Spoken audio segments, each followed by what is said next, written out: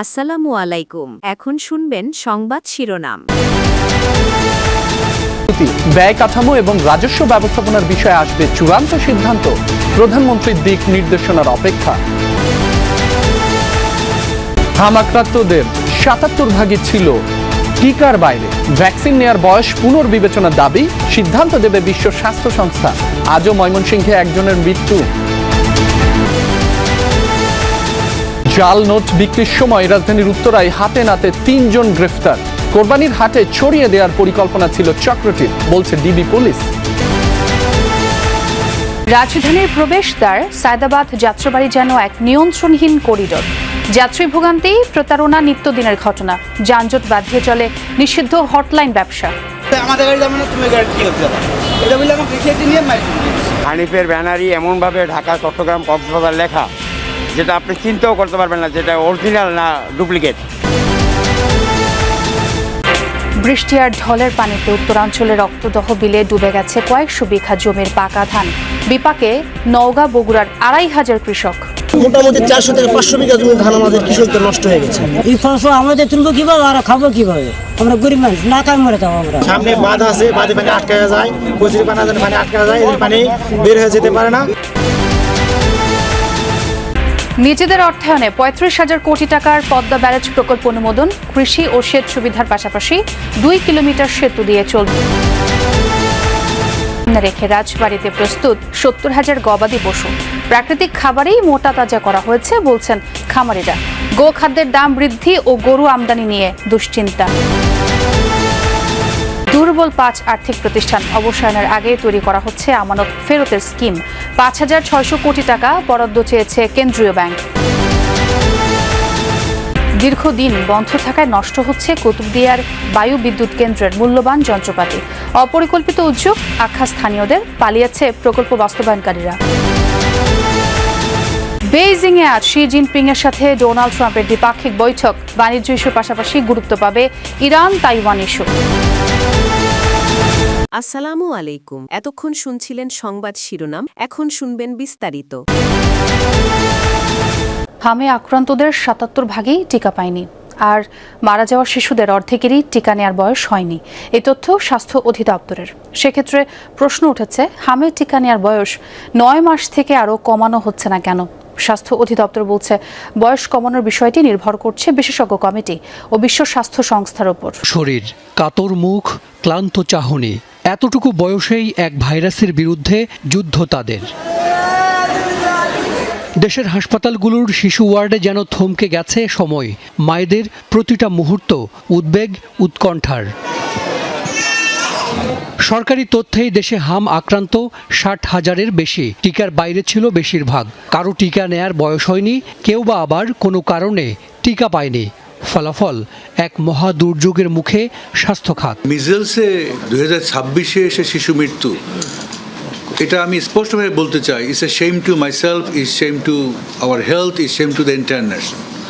হ্যাঁ, কিন্তু দুর্ভাগ্যজনক হলো যে এই শেমের জন্য আমরা দায়ী না। হাম কেড়ে নিয়েছে ৪০০-র বেশি শিশুর প্রাণ। তাদের মধ্যে নিশ্চিত হামে মৃত্যুর ৬০ জনের তথ্য বিশ্লেষণ করেছে স্বাস্থ্য বিভাগ। এতে দেখা যায় অর্ধেক শিশুর বয়স ৯ মাসের কম, অর্থাৎ টিকা নেয়ার বয়স হয়নি তাদের। হাসপাতালে ভর্তি হওয়ার একদিনের মধ্যেই মৃত্যু হয়েছে ২৫ ভাগের।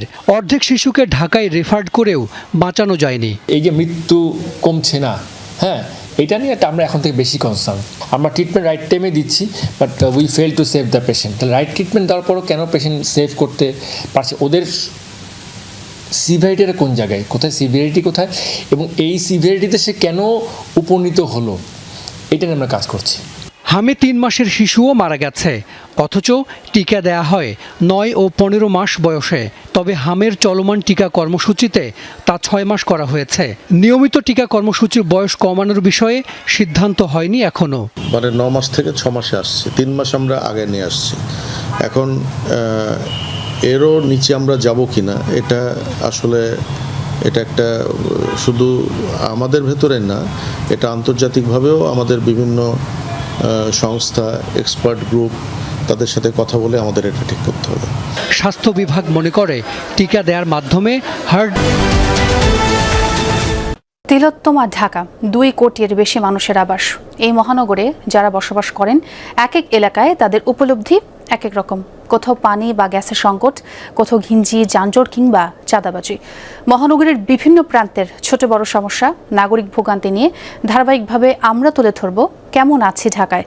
আজ দেখবেন সায়দাবাদ যাত্রাবাড়ি এলাকার যানজট, যাত্রী ভোগান্তি, ভুয়া পরিবহনের নামে প্রতারণা। যাত্রাবাড়ি রাজধানীর অন্যতম প্রবেশদ্বার। একদিকে শহর ছাড়তে চাওয়া যাত্রীদের ভিড়, আর অন্যদিকে অফিসমুখী মানুষের চাপ। ফল প্রায় সারাক্ষণই থমকে থাকা সড়ক। এই যানজটকে শুধু বিশৃঙ্খলার ফল মনে হলেও আড়ালে চলে অদৃশ্য বাণিজ্য। ত্রিবেশে যাওয়া যাক সায়দাবাদ। পৌঁছাতেই যমুনা টিমের কাছে আসলো অস্বাভাবিক এক খবর। রিকশা থেকে নামা এক যাত্রীকে ঘিরে ধরেছিলেন কয়েকজন, জোর করে তাকে তুলতে চান অন্য বাসে। রাজি না হওয়ায় মাথায় আঘাত রক্তাক্ত যাত্রী। না, আমাদের গাড়ির সামনে দাঁড়িয়েছি, দাঁড়িয়ে বলছে আমাদের গাড়ি আমি গোল্ডেন লাইনে যাব, আমাদের এদিকে ডাইরেক্ট আমাদের গ্রামের বাড়ি যাবে, ওই গাড়ি যাবে। বলছে আমাদের গাড়ি যাবে না, তুমি গাড়ি কী করতে যাবে, এটা বললে আমাকে রিক্সা নিয়ে মাইক শুনে দিয়েছে। ঘটনার জের ধরে এগিয়ে গেলে আরও চাঞ্চল্যকর তথ্য মেলে। যাত্রীকে যেখানে নেওয়া হচ্ছিল সেটা কোনো বৈধ কাউন্টার নয়। ছোট্ট টেবিল, কয়েকটি চেয়ার আর পরিচয় হটলাইন ব্যবসায়ী।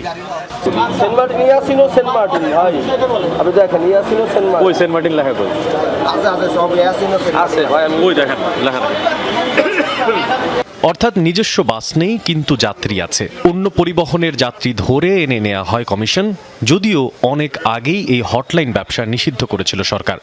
এটা কিভাবে চলে? না, এটা আমি বলি, এটা একটা কমিশন পায়, এই মালিকই টিকিট মানে এই কাউন্টারটা দিচ্ছে আর কি। এটা একটা আমি 50টা টিকিট কাটছি, 30 টাকা করে একটা কমিশন পাচ্ছি। ভাই শোনেন, কাউন্টারে এবার সাংবাদিক পরিচয় দিয়ে ক্যামেরা সামনে আনতেই অস্বীকার। শুরু হলো টালবাহানা। দেখি ভাই, সমস্যা কি আপনার? শুধু আমার ভাই টিকিটটা দেন। আমি নিজে করি চাকরি। টিকিটটা দেন না। টিকিট আমি কি কাটবো? এখন আমি টিকিট কাটবো ভাই। আপনার গাড়ি নাই? টিকিটটা বের। টিকিট শেষ হয়ে গেছে ভাই, দেখেন টিকিট শেষ হয়ে গেছে। ফুরিয়ে গেছে টিকিট, কিন্তু ড্রয়ার খুলতেই ধরা পড়ে সত্য লুকানোর চেষ্টা। নামি বেনামি বিভিন্ন পরিবহনের শতাধিক টিকিট। গোল্ডেন লাইন আপনারা বিক্রি করেন না বলছেন, তাহলে এখন গোল্ডেন লাইন এখানে কিভাবে? গোল্ডেন লাইন ওই যে অনেক সময় দেওয়া যায়, আমরা গোল্ডেন লাইন দেওয়া যায়, মানে দেওয়া যায় বলতে। দহ বিলে ডুবে গেছে কয়েকশো বিঘা জমির পাকা ধান।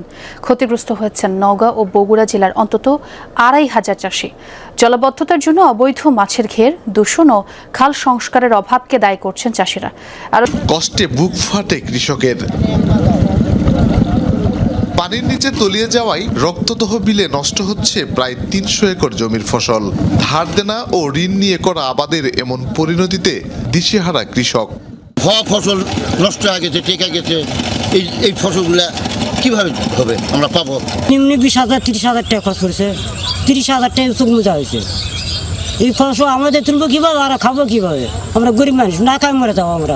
চাষিরা বলছেন উজানে 22টি খালের পানি এসে জড়ো হয় রক্তদহ বিলে, কিন্তু সেই পানি প্রবাহে ভাটিতে রয়েছে মাত্র একটি খাল। অন্যদিকে বিলের জমি দখল করে পুকুর খনন করায় প্রবাহ রয়েছে বন্ধ। এতে প্রতি বছরই জলাবদ্ধতায় নষ্ট হচ্ছে বোরো ধান, সংকটে জীববৈচিত্র্য। সামনে বাঁধ আছে, বাঁধে পানি আটকা যায়, কচুরি পানা পানি আটকা যায়, এদের পানি বের হয়ে যেতে পারে না। এই কারণে পানি আটকা পড়ার কারণে ধান ডুবে গেছে। মোটামুটি 400 থেকে 500 বিঘা জমি ধান আমাদের